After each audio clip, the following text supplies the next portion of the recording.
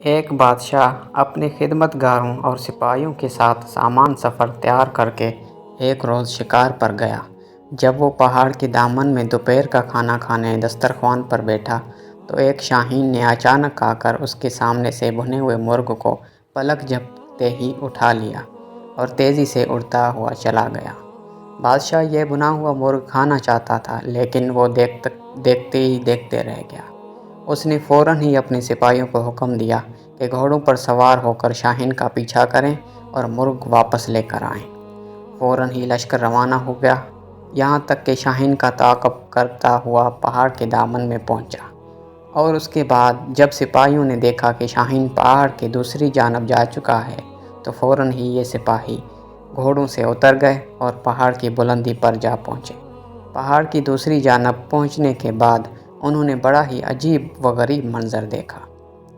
ان کے سامنے ایک شخص تھا جس کے ہاتھ اور پاؤں بندھے ہوئے تھے اور وہ زمین پر پڑا ہوا تھا، اور بھنا ہوا مرغ دسترخوان سے اٹھا کر لانے والا شاہین بڑے مزے سے اس شخص کی مہمان نوازی کر رہا تھا۔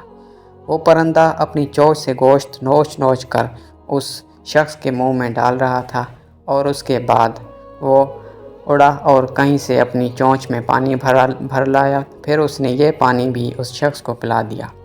سپاہی اس شخص کے قریب پہنچے اور اس کے ہاتھ پاؤں کھول کر پوچھا کہ کیا ماجرا ہے؟ تو اس نے سپاہیوں کا شکریہ ادا کرتے ہوئے بتایا کہ میں ایک تاجر ہوں، تجارت کے سلسلے میں اپنا مال و اسباب لے کر جا رہا تھا کہ اسی راستے میں ڈاکوؤں کا سامنا ہو گیا۔ وہ میرا مال و اسباب لوٹ کر لے گئے۔ وہ چاہتے تھے کہ مجھے قتل کر دیں، لیکن میں نے ان سے التجا کی کہ وہ مجھے جان سے نہ ماریں۔ وہ کہنے لگے، ہمیں اس بات کا ڈر رہے کہ تم کسی طرح آبادی تک جا پہنچو گے۔ اور اس کے بعد ان لوگوں نے مجھے اور میرے خچر کو باندھ دیا اور چلے گئے۔ پھر دوسرے دن یہ پرندہ میرے لیے کہیں سے روٹی لے کر آیا، اور آج یہ بھنا ہوا مرغ لے آیا۔ روزانہ 2 مرتبہ یہ پرندہ میری مہمان نوازی کرتا ہے۔